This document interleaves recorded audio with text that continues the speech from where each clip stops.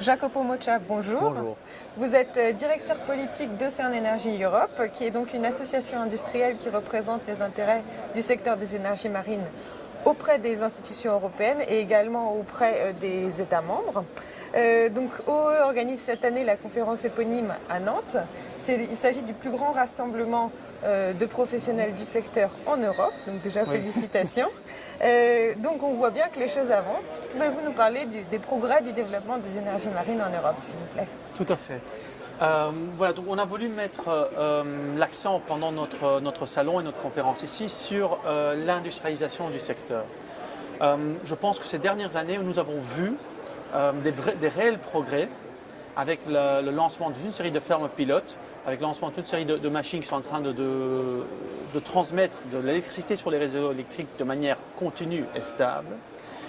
Et donc je pense qu'il est maintenant tout à fait possible de parler d'une nouvelle étape dans le secteur. Nous nous éloignons de cette image du professeur fou qui produit une machine incroyable dans son garage et on commence à montrer qu'il y a une réelle opportunité industrielle dans le secteur et nous avons des vraies machines dans l'eau qui produisent de la vraie électricité et ça je pense ça mérite d'être dit et d'être souligné.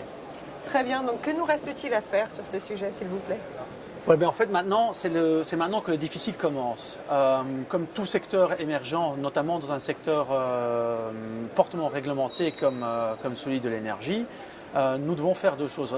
Continuer le progrès technologique et pour ce faire, nous avons besoin de plus de fermes pilotes, plus de sites de démonstration pour vraiment pouvoir mettre plusieurs machines en file et dire voilà, ça marche réellement et prouver notamment aux financiers, aux banques, que c'est un secteur dans lequel il vaut la peine d'investir parce qu'il y a des opportunités à saisir dans le futur.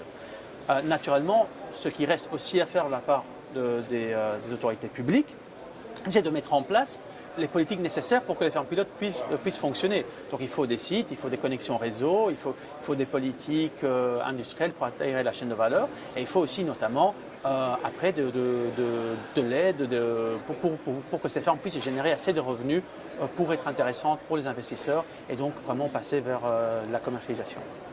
Jacopo Moccia, merci beaucoup. Merci à vous.